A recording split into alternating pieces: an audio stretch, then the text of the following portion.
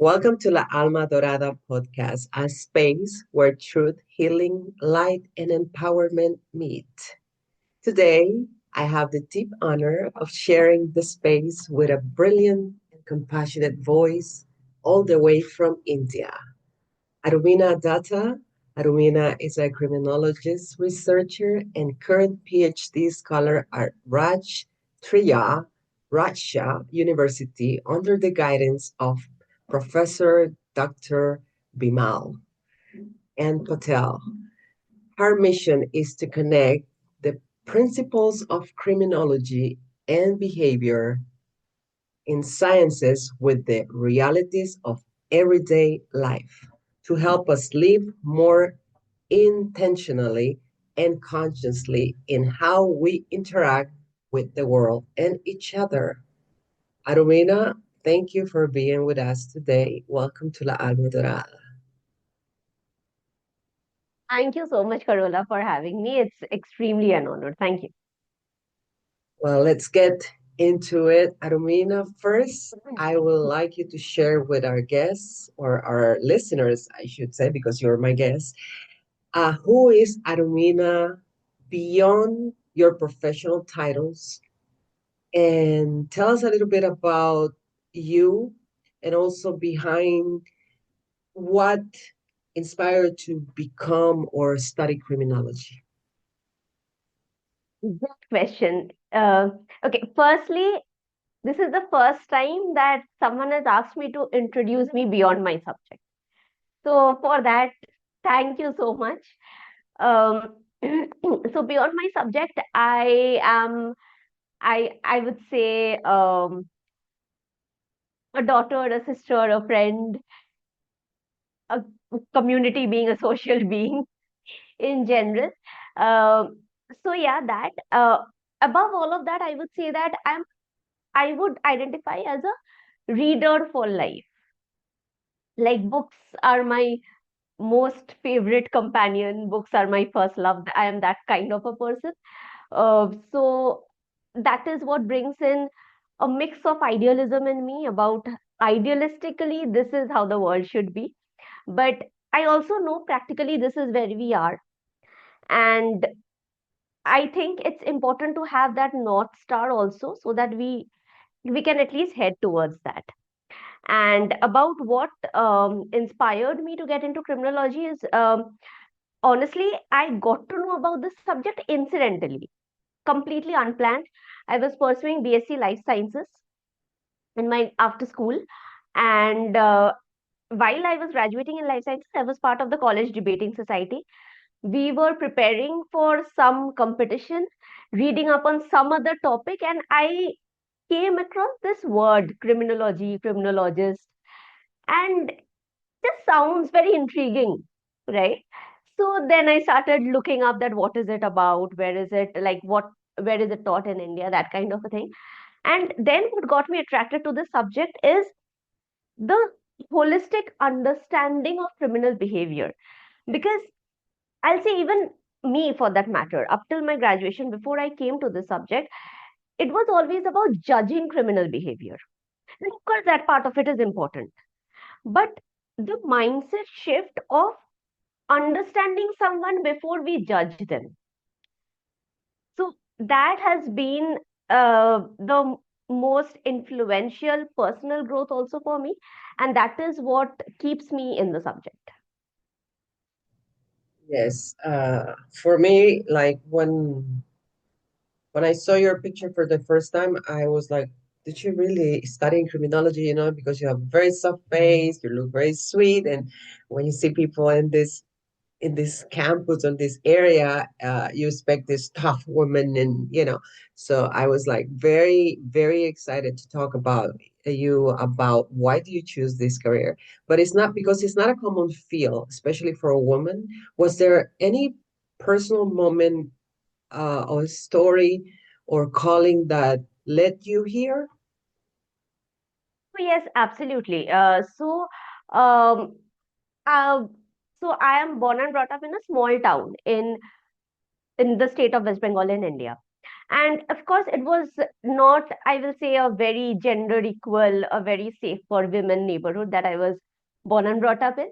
And see, in our childhood, parents are always very productive. Like you mentioned your daughter as well. So you will know this, that growing up, there are a lot of things which she will not exactly understand now, but it is only in hindsight that she will realize that, okay, this is what was really going on, and this is why my parents were protective.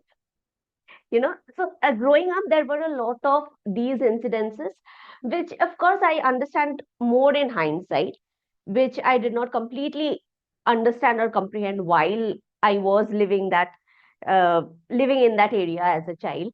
But I will say, growing up otherwise also, uh, I did face a lot of, not exactly victimization of crime. Of course, if okay, I think I'll change that, because stalking is a criminal offense. Just that it is so much normalized in society that even I now said that, oh no, I have not been victimized in a crime, and that's the level to which we have normalized it. But nevertheless, even other than that, even other than like voyeurism, stalking, and all of that spectrum of gender-based violence, that it's hard to find a woman who has not faced gender-based violence in her lifetime. That's, sadly or annoyingly, that's the world that we live in. But even beyond that, I'm one of those kids who has faced a lot of bullying in school. It was like wherever I went, I didn't quite belong. I was always the outlier. And so that did not just make me a reader and did not just take me to books, but that also got me into this, uh, into being so inquisitive and interested in studying human behavior in general. And then, of course, we understand that, you see, crime is an extreme form of, it is one extreme end of the human behavior, right? It does not happen in isolation. But even before a criminal incident, even before a full blown criminal behavior, there are a lot of difficult behaviors around us that we have to deal with every day. So, that is when I realized that a lot of times these criminal incidences can be stopped if we identify the pre crime incidences, which is this difficult behavior of bullying, of someone being mocked at, of someone being unduly uh, put in a position of power of sorts, and that kind of thing. We normalize that, but we want to stand against crime. Yeah, so all of this is what got me into this subject again. Very interesting. You're currently pursuing your PhD Yes, while also working as a content creator. How do you yes. integrate the academic, creative, and social dimensions of your life today? Okay, so this actually happened out of conversations with some of my closest friends, where we were just talking about, in general, I think we were talking about, so one of my friends has pursued PhD from a different country, and because she's the only one from her friend circle who has lived abroad, so we were talking about the difference in the general social life of countries, especially during the COVID pandemic and all of that. And from there, I started talking about something related to criminological theories also. And that is why we see the difference in crime trends based on society and that kind of a thing. And just randomly, she was like, you should share this with more people. Like, it's really good to know. It's really interesting to know. And it was just a very random thing, which I didn't even know. And I was not even on Instagram. I didn't even know that it had that 1 minute cap to each reel and all of that. So what I didn't realize when I posted that first reel was it got cut off at the end of 1 minute, and the complete thing didn't even get posted. And I never realized that until later, of course. So from there, gradually, I got into this um, uh, understanding that why should we absolutely have to wait for someone to end up in prison and then go and have a conversation of, oh, you know what, actually, this concept of misogyny, this is your social conditioning. Without social conditioning, even you probably would not have been a misogynist, because no one is born a patriarch. That is social. I mean, why do we have to wait for someone to commit a crime, go through the criminal justice system, end up in prison, and then go and interview them and then talk to them? That's not needed, right? Why don't we have these conversations before? Why don't we have these conversations in the civil society? Why don't we break the silence amongst ourselves now? So that got me into a completely different aspect, application of this subject. From there, and also I would say that I incidentally got to uh, started having conversations with other content creators from a completely different field, where he was also talking about, uh, he started creating content because he wanted to bring the nuances of the finance sector and simplify it for the general population. And then that also became quite an inspiration for me, that this is true, that feels like criminology, law, finance, these don't have to be so complicated, because impact all of our lives. These are very important topics for all of us to understand. So this shouldn't be privileged knowledge. I shouldn't be understanding this and knowing this because I have taken a degree. This is what everyone should be able to talk about and think about and live in their lives. So that's how it all gets integrated. Absolutely. I love it. And it's really interesting because it's real. Like people don't give attention to things that really matter to have a better society. So kudos to you. You introduced the idea of silence empowerment and quiet power. Can you explain what does that mean to you and how you see them embodied in women lives, especially in India? Right. Uh, so this concept came again from academic reading. For a certain research paper, we were reading up academic definitions of power. Okay.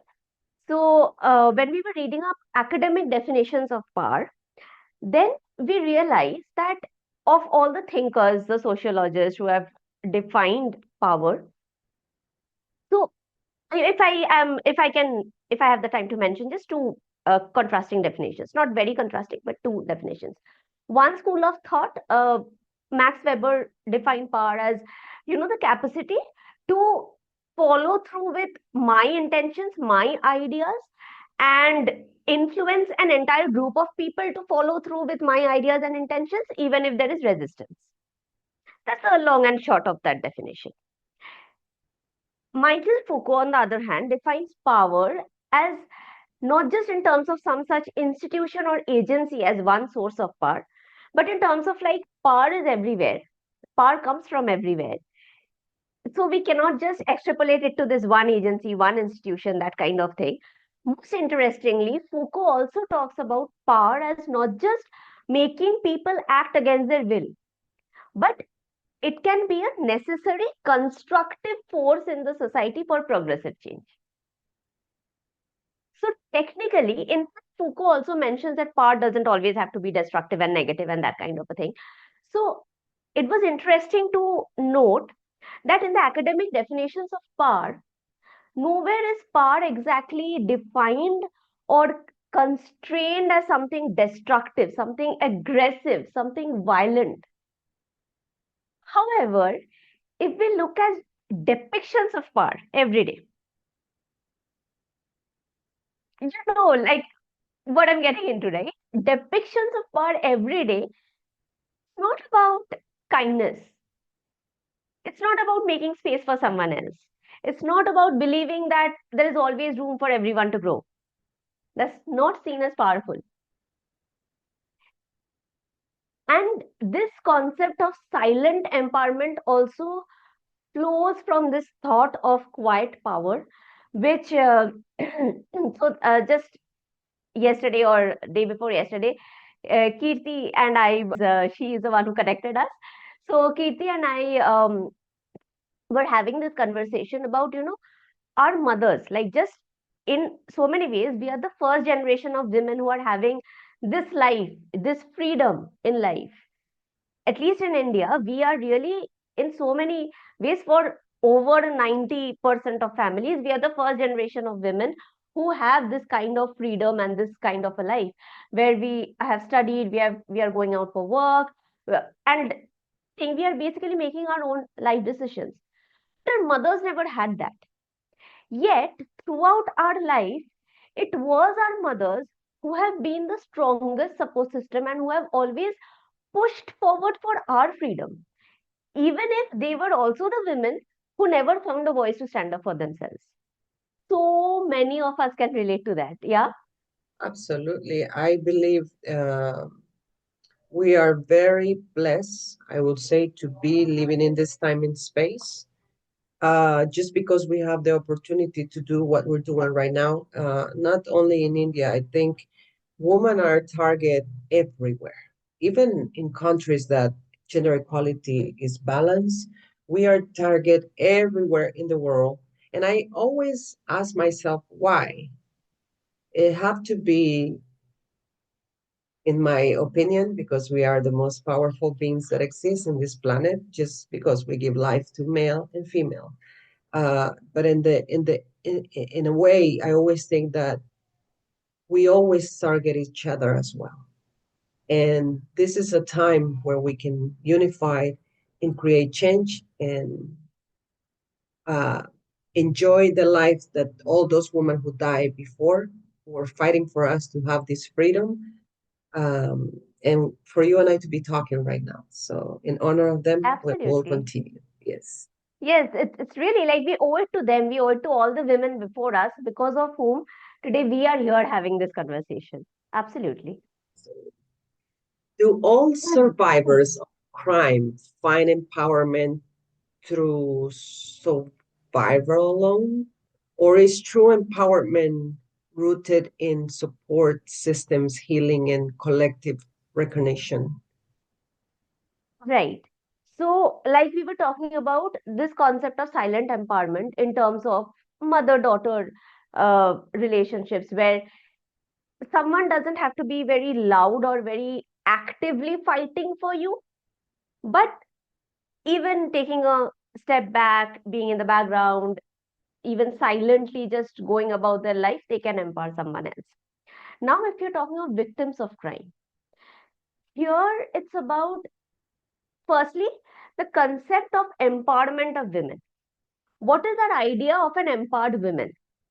If we think about it, for most of society, as a general rule, the flaw, according to me again, according to me, and also I have read it somewhere as well. There are other thinkers who do follow this line of thought, which is our idea of an empowered woman is a man, right? A woman has to be able to do everything that a man does. Then the woman is empowered, which is a very flawed concept. Biologically, neurologically, I mean, scientifically, we are not made the same. My question is, why are we so obsessed with lack of differences to identify right to equal respect? Why can't we just accept that, yes, we are different? Men will be good at different things, we will be good at different things, and of course, there can be certain, everything is figure outable, everything is learnable. You can pick up any human on the earth, give them, teach them with enough love, care, time, and they will learn a skill. So, of course, there are skills that both genders can learn. At the same time, both genders will have their own intrinsic strengths and weaknesses. Why do we have to be so obsessed with what deserves equal respect, what does not deserve equal respect? The question is that. That's a really good question. I think it's a really good question where all of us as women, we have to sit and ask ourselves, probably in front of a mirror. And it takes me back to I recently have a conversation. She's running to be the first woman president of Ghana.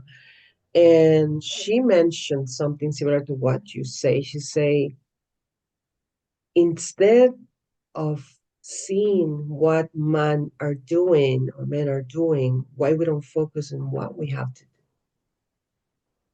Absolutely.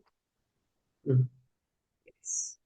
Absolutely. Why not focus on our strengths, what we can do, and contribute to that? Now we come to about victims of crime and empowering victims of crime. So the first correction that we need is this idea of an empowered woman. So when we are able to understand that there is no that one definition of empowered woman, it is about a woman who has the freedom to decide for herself. Yes, everyone, as a human being, everyone is allowed to make value based decisions. That is true for all humans across gender groups. But a woman who has the freedom to decide for herself, make her own choices, live her life her own way, equal social freedom and opportunity, that is an empowered woman. In other words, a woman whom we can just let her be, I think that is how we empower women. Without trying to fit them into a mold, if we just let them be, we are empowering them. Now, specifically for victims of crime, see, I will say, to the best of my understanding of criminology and victimology, there is only one wrong way of healing from victimization, and that is when we turn into the abuser. That is only one wrong way of healing from victimization. Beyond that, there is no one right way of healing from victimization. There are several ways of healing from victimization. Healing is an extremely personal journey. So, like you said, that even as women, sometimes we are not always very kind to each other. I think it comes from this idea that if, let's say, like I have personally been a victim of abuse of power and sexual harassment as part of abuse of power in the workplace. Now, my way of dealing with it, my healing journey from it has been a certain way, is going on in a certain line of thoughts. It's based on my values. It's also based on the support system I have. It's based on other life chances I can take. It's everything, right? Now, someone else who has been through a very similar form of victimization might also choose as part of her healing or his healing, however the case might be, that person might also choose that, okay, I no longer want any other fight in my life. I am not going to just make this a cause and stand up for it and speak up against it and fight for it and talk about institutional changes, talk about social changes. I don't want any, I'm done. I want to choose my battles. This was not my battle, but I was forced to fight it, and once is one too many times. So, somewhere, if I start judging that victim as, oh, then you are not being empowered enough because you are choosing not to stand up for other people. How right or wrong will I be? Very interesting concept. I love that you mentioned about woman, and I put it in my notes. Empowering woman, it's when a woman have the opportunity to decide for herself. It's a very, very good philosophy of that. And also, when you say healing is a personal journey, I totally agree with that. I believe that healing is a totally one's decision and personal journey in which we need support from people and not always have to be people telling us how to heal or what to do. It's just giving us that moral support, knowing that they are there to support us in our darkest moment. So I just love those two things that you just mentioned. Thank you very much. So let's dive into Mhm. gender-based violence. What are some Right, of the societal and institutional patterns that uh, perpetuate crimes against women? right. So, like I mentioned in the initial part of this conversation, that crime is one component of human behavior, right? Crime does not occur in isolation, it does not happen in vacuum, right? Criminal incidences, criminal behavior are very much a part and parcel of general human behavior, the general community and society that we build for ourselves, that we get to be born in and live in, but also the one we build for ourselves. It goes both ways. One is this understanding. So when we understand of it in this way, if I talk about specifically in the Indian context and the ongoing debates and conversations around gender neutral laws in India and that kind of a thing, in one sentence, I can say that as a general rule, men are objectified for their money, women are objectified for their body, with or without any crime.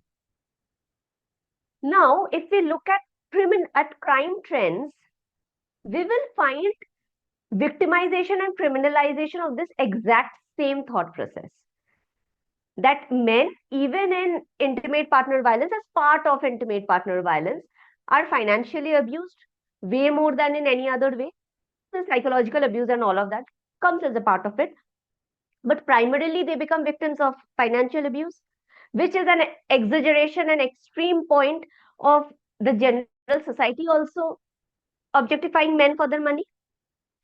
Same way, when we talk of victimization of women and crime against women, general society objectifies women for their body. If we look at crime trends, it is an exaggeration of that same thought process. So it is like we have the general social psyche, we have a really dark mirror, and we have crime on the other end. So if we think that we can only change the reflection in this really dark mirror without changing the social psyche, is it practically possible? Hmm. It's not, right? Okay. Now, coming to your next question, which is about institutional processes in place that also uh, not very supportive of fighting against victimization of women, right? So, first point, whether we like it or not, politics runs the world. However, we want to look at it, we want to acknowledge it or not, it's a fact. Now, if we go through stats on the internet, we will find that it was only in 2022, which is what, some just 3 years back? It was only in 2022 that every functioning parliament in the world could report at least one woman in the parliament. At least one. Wow. It's really a mind-blowing fact. Like Yes. that, that may I also mention, because countries have reservation of seats for women. Let's not forget that. And I would also like to mention, women don't need reservation to prove their merit. It's institutions who need reservation to remember that women also have equal merit. Absolutely. We agree with that. So let's also correct that narrative. It's not like, oh, women need reservation. No, we don't. Mm. You do. And by you, I mean the organizations, the institutions. You need that reminder. We don't. Yeah. Our, And our, I believe our job is to re-educate these systems. absolutely. That is what individual efforts like your podcast does, I believe.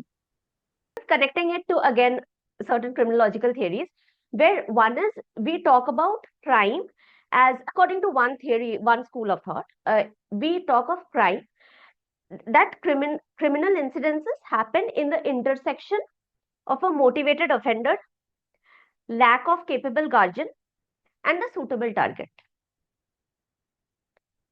Right now, motivated offender is someone with criminogenic risk factor, someone who has criminal tendencies. So let's keep that part simple. Now, lack of a capable guardian, that can be an inefficient law enforcement, that can be corruption in the administrative processes, that can be the general society's apathy and willful blindness that nothing happens here, it's all good. Oh, this is normal. This is nothing, like it has been happened. This is how it has been for so many years. What are you even talking about? So, all of that is lack of a capable guardian, right? Now, talking of suitable target, we need to understand that if we are talking of gender based violence, and for the sake of simplicity, I'm only talking of gender in terms of binary here. So, if we look at victimization of men, like I mentioned, there is an additional layer of filter that takes place. That is he in a more vulnerable phase in his life? Is he a bit more soft hearted and overly helpful or kind than the general population of men? Is he a bit more? There's an additional layer of filter when it comes to victimization of men. For women, a woman is victimized only for being a woman.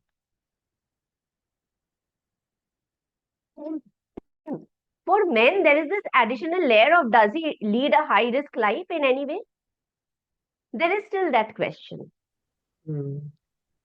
But for a woman, I don't even need to lead a very vulnerable, high risk lifestyle.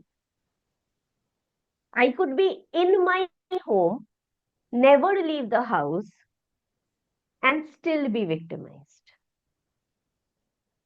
Yes, that's And true. this is not an exaggeration because we have so many criminal cases from across the world, even from the most developed countries. Do So, you have any idea or suggestion on your opinion in how, as women, we can, I will not say fight because it's not about fighting, but how can we thrive from that particular thing of being the number one target? And that's completely real. We are the number one target in society. true. So, great question. I'm so glad you brought this up because this idea of suitable target, again, this is where we talk about victim proneness, which is different from victim blaming. Victim blaming is saying that the crime happened because of the victim.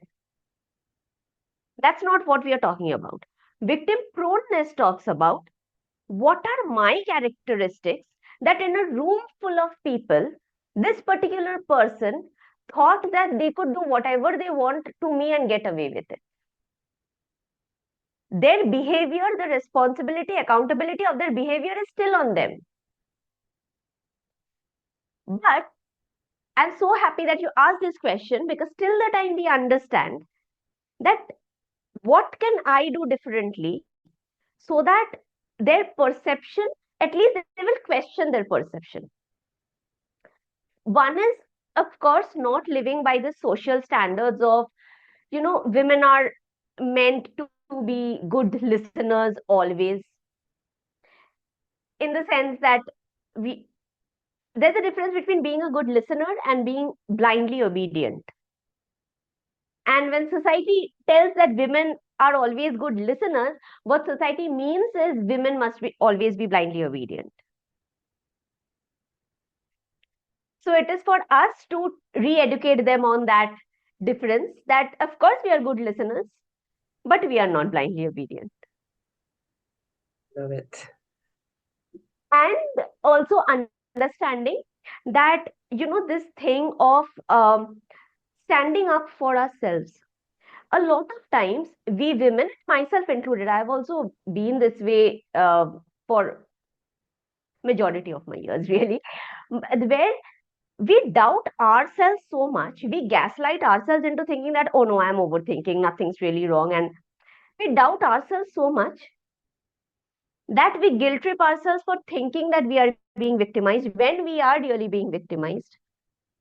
And then when we do take a stand for ourselves, when we do find that voice, again we guilt trip ourselves for guilt tripping ourselves.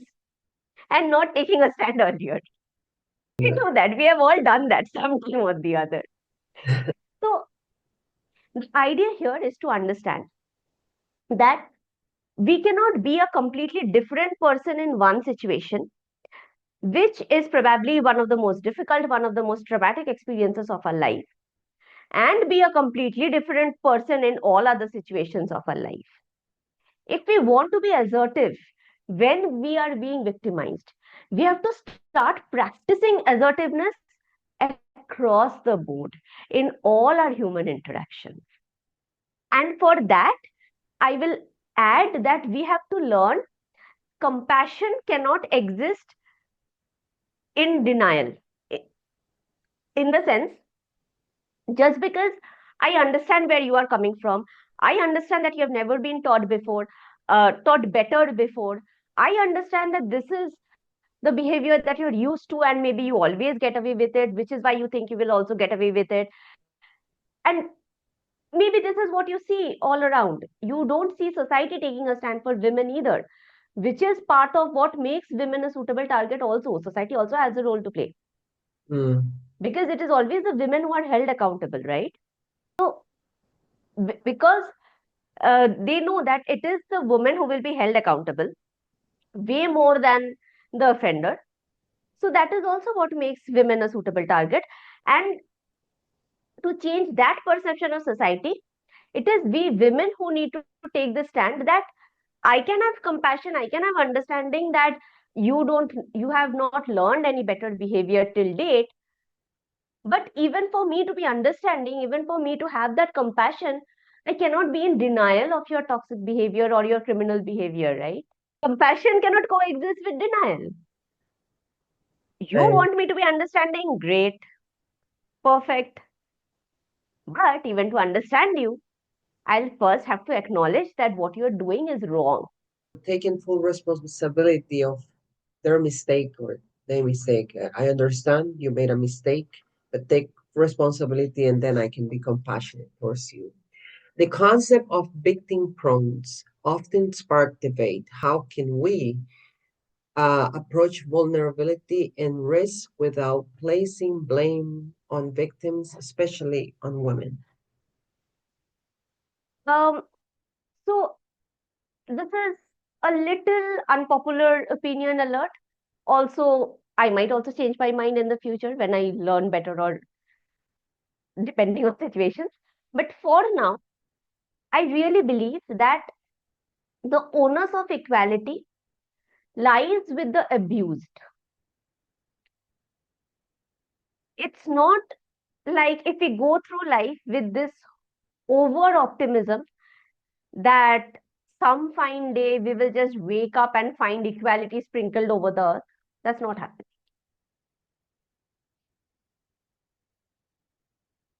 So we need to understand that someone who is already on a privileged position of inequality, why will they understand the need for equality?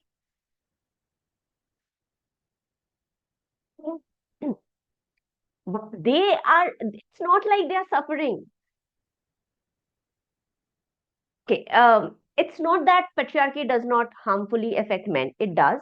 But by the time those effects are more subtle, they are more long drawn, and it's not an immediate threat on the safety and livelihood of men like it is for women. So why will they understand? Because it's not an immediate threat to their life, right? So they don't understand. It's not an immediate threat to their physical safety.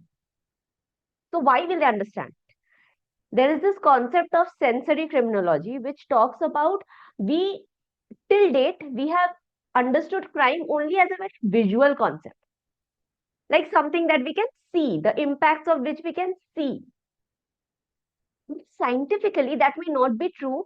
And the concept is to incorporate sensory criminology, especially in gender based violence against women, because there is so much of violence that we feel in our bodies.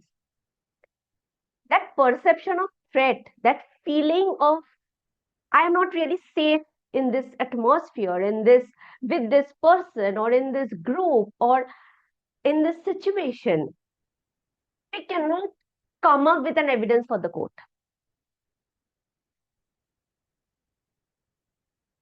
So that is something we need to understand, that crime is not just what is visual, it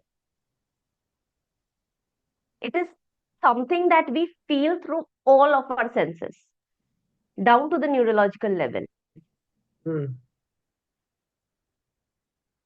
Really So interesting what you are sharing right now because I've been a victim of many crimes and I didn't understand the fear or the isolation that I put myself on from people and situations and events. But right now, where you are explaining, that is in all our senses, and we feel threatened from being here and there. I started to understand it more. I am very glad that we did this actually conversation because it will help a lot of women and people, not only women, men, of course, are around the world to understand when they are in a situation like that. Continue, please. exactly, and thank you so much for doing this. And I will say that that is why I think that it is really, at some point, it is really futile for us to expect someone to, understand why we need equality, why we need equal respect, and to really give us that equal space. I don't look at it that way. I think that it's for us to take up that space. It's for us to make that way for us. Not to wait for someone to hand it down to us. No one will. Let's just accept it. No one will. It's not. And let's just take this onus on ourselves and, uh, design our lives accordingly, without thinking that, oh, but this is what the society is, this is what we have been taught. If I try to do this, and just give yourself permission. There are Absolutely. few checklists. Yeah, there are few checklists. Of course, that is this a value based decision? Am I doing it just to prove something to someone, or am I doing it because I feel it in my bones that this is the right thing to do? Of course, like, there's no point in being a rebel just for the heck of it. You should have a logical reasoning behind it as well. All fundamental humanitarian concepts apply, obviously.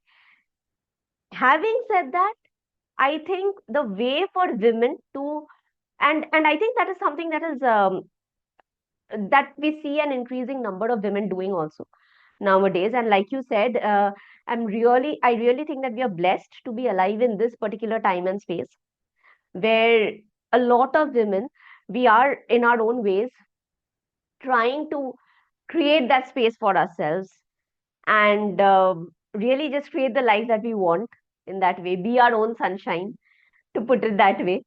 And that is, I think, the starting point of fighting against victimization of women. Let's start there, and then we can also think of re-educating men and the society and institutions and all of that. Absolutely. And you just mentioned something that I love because since I started the podcast, I have a lot of people that say, Carola, but why you only one woman in your podcast? Why you're not interviewing men when you preach that you were doing this for women and their family? I'm like, because we start with the woman. We need to create our own ecosystem in which we have to feel that we belong there. And that's what I'm doing. I'm building an ecosystem that we belong, and we don't have to go somewhere else to convince anybody that we are equal. We have the power to create our own ecosystem. And I always encourage women and young girls to do that. We have the power to transform the world, and this is our time to shine. So, how effective do you believe current laws and institutions are in protecting women in your experience and studies? uh, to answer this, I'll connect it with what you were just talking about.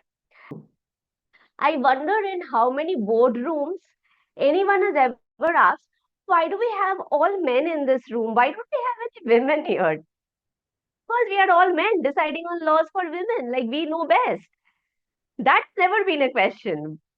Why we only men in this group deciding on policies for women? No one ever asked that question.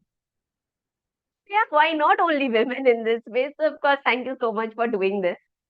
Uh, and of course, it's a great encouragement. And just to be able to voice, to find this platform where we can voice our side of life experience, world experience as well. Um, so for that, kudos to you. And first question of how effective laws are is like I said, how many laws for women are made by women? I am not sure we'll be very happy with the stats. Fundamentally, the concept is law cannot change intrinsic human behavior. Law can instill compulsion, but law cannot instill good behavior. Law can oblige someone to not express their bad behavior in a certain situation in front of certain people in a more public space. But law cannot eradicate misogyny, right? Law can only put in checks and balances that if someone's misogyny process over to the point of actually causing physical harm to a woman, then this is the process that we follow. Great. Mm. But we all know that is not how misogyny works, and that is not how misogyny affects us. That is not our experience of misogyny. And irrespective of whether laws are made by men or women, I understand that this is a challenge and this will remain a challenge, because how exactly can we change people's perception? But yes, what we can definitely do is about sensitization of the people working in the criminal justice system. It's one thing, for example, I'll tell you. So, as criminologists, some of us, not just as criminologists, lawyers, as people within, students in the criminal justice system related subjects, there are times when we have to walk into prisons and actually talk to convicts and offenders. And also, we have, like for us, workplace fall in two categories. One is direct interaction with offenders. One is, of course, with the civil society, administrative, and all of that, right? Now, my question is, when we walk into prisons, first, my question is, every time as a woman, I have had to walk into a male prison for work, why am I given a word of caution and not the prisoners? I am a law abiding citizen of the country, right? Technically, if I am a professional, who is supposed to get a word of caution, me or the prisoners? That is the extent of gender based hierarchy in a society. That even between a criminal and a criminologist, if the criminal is a man and the criminologist is a woman, it is the woman who is given a word of caution. It's a woman who is expected to be careful, not the criminal. Wow. So, I mean, not just shame, but fear too must change sides. Mm. And for that, consequences need to change sides. Social accountability needs to change sides. Focus groups of government policies need to change sides. You see, law is one thing. But when we are talking of policy, focus group of policies is women. Why is the focus group of policies not men? Do you want to solve the problem or do you want to solve the people who are impacted by that problem? What exactly are you trying to do? Like I was saying, I understand, for, although I do question that why are you giving this word of caution to me? Okay, on practical grounds, I somewhere understand. that you are asking me to be cautious. But my second question is, in contrast, the days on which my workplace is a civil society setting, some organization, institution, anywhere in the civil society. That day I can be completely safe and carefree and like, just a regular work day, right? That day I don't need any caution. Can you ensure that? Mm. So I understand that in a prison, of course, they are there for a reason. I am not supposed to expect any decent behavior from them. So I'm supposed to be cautious. All right. Logically understood. Then, by that same logic, in a civil society setting, I am supposed to expect decent behavior always from everyone, right? Even there, why are women given a word of caution about, oh, this is what how you should dress professionally? This is, these are the timings for women employees. These are the specific. We all know that this particular set of guidelines, which is always directed to the women of the organization and not to the men, right? I have a So, question that it just popped yeah. to my mind, which I don't want to forget. Uh, what what is the the connection right now with artificial intelligence and criminology? Because through AI, people can do so many crimes and just not even be detected. What is your take on that question? Oh, my take on that question is honestly, I am like, it's really a scary future to be like as of now. It's really a scary future because what we struggle with the most is fixing accountability of criminal behavior. Like we are talking of gender-based violence, victimization of women, and the reason why this is such a crisis situation, it is because we cannot fix that accountability of the behavior with the offender in real person, even when everyone has seen who's done what. Even then, it's so difficult to fix that accountability. And with AI, where I mean, I just think that one of the most important lessons to be learned in research, in innovation, in development is to know when to stop.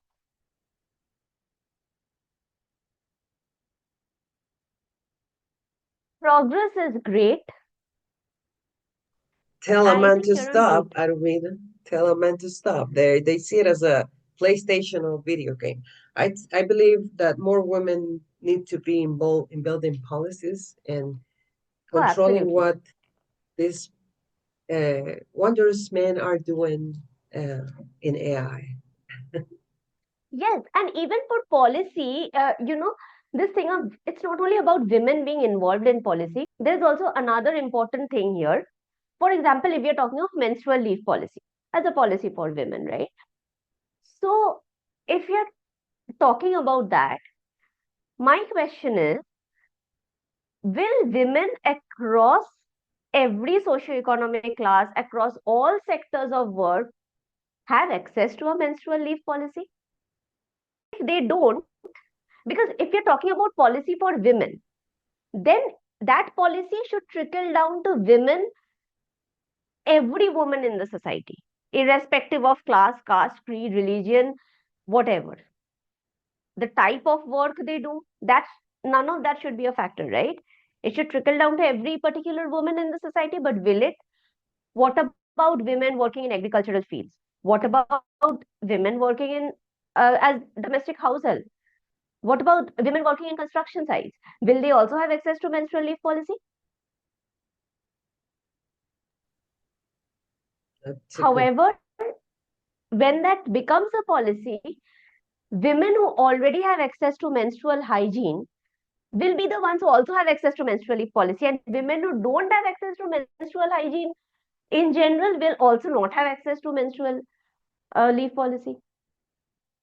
So it's not only enough to, of course, it's super important that women are included in policies for women, but women across the board then need to be included, mm, not just the women who have made themselves more visible.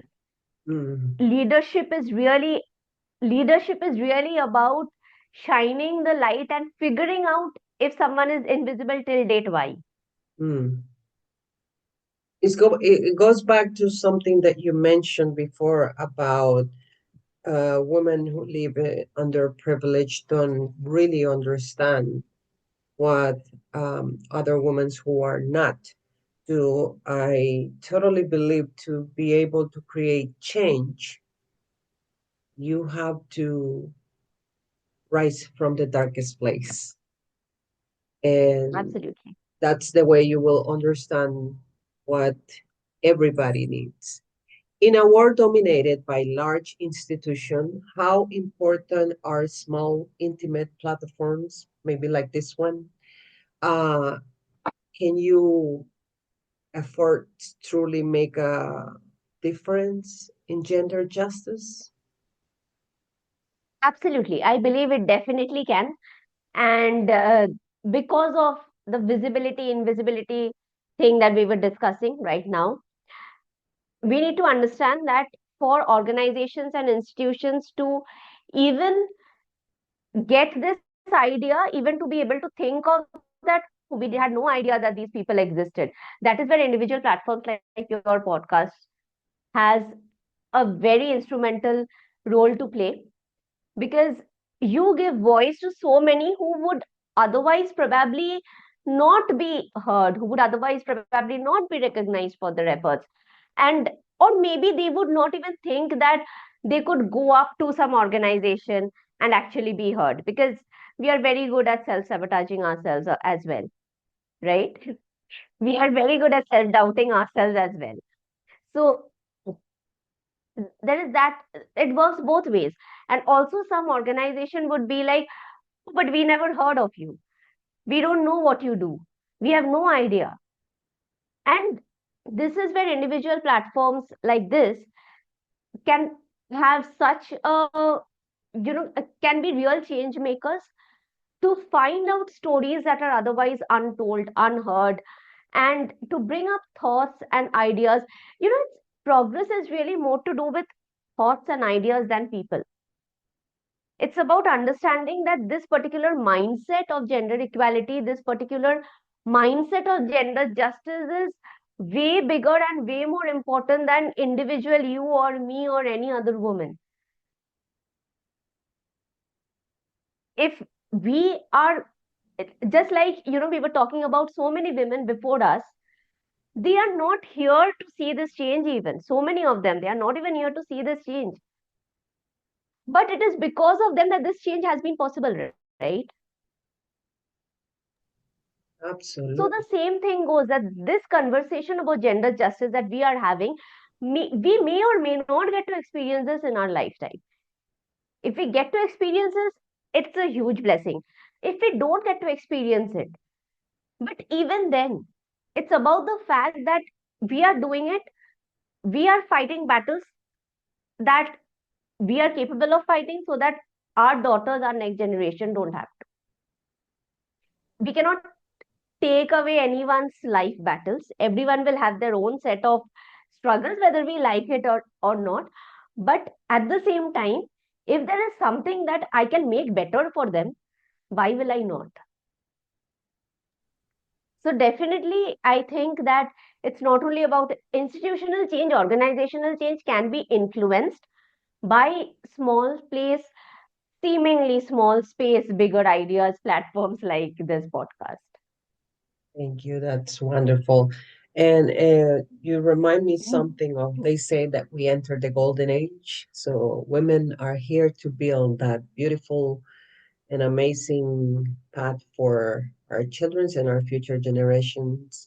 And finally, because everything that it's great always come to the end, what is your vision for the future of women? What message would you like to offer to young girls who feel invisible or afraid in this world? Wow. Okay, one lesson is my vision, I will say, my vision is I envision a world which values human intelligence over artificial intelligence, firstly. And secondly, for what you said, that of course I understand fear, but I will say, quote unquote, I cannot exactly remember who said this or where I read it. But there is this quote that courage is not the absence of fear, but courage is fear walking. So you can be scared, you can be unsure of what the consequences will be, whether or not you will have the strength and the support to follow through with the consequences. I get all of that. But please remember that whether you choose to have faith, or whether you choose fear, or choose to give in to fear, I will say, either way, you need to believe in the unknown.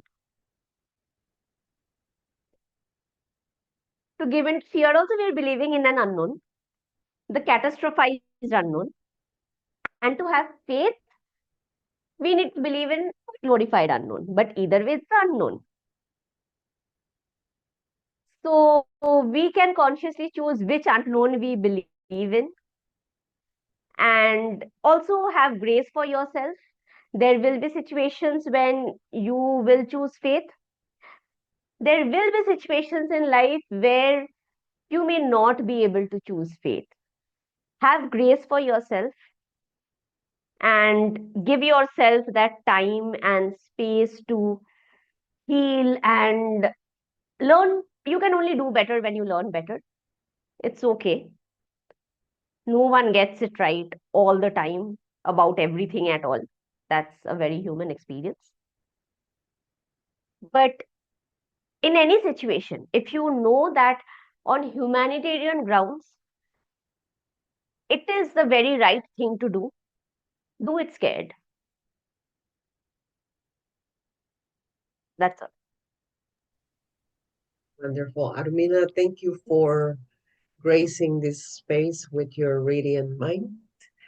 Revolutionary heart, your voice is a bridge between silence and justice.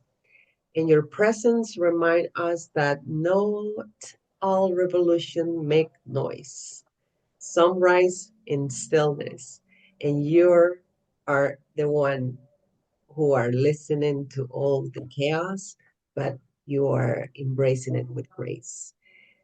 Arumina, before we close, please tell our audience where they can follow you and support you. Okay, so I recently started, like this January, I started a YouTube channel as well. So on YouTube and on Instagram, my handle is SassyWits. So you can follow me there. Both Instagram and YouTube, these are the only two social platforms I'm active on. Other than that, I don't have a very hyperactive social profile, but yeah, of course, I'll send you my link in bio link as well, and you can touch that, right? Definitely we'll be sharing it with our audience in the description of the video. And for those who are listening, go and support Arumina and thank you for being with us. Remember that you are the light in the darkness and that I, your coach Carola, la Alma Dorada, mwah, I love you with all my heart. Bye bye. Thank you very much, Arumina.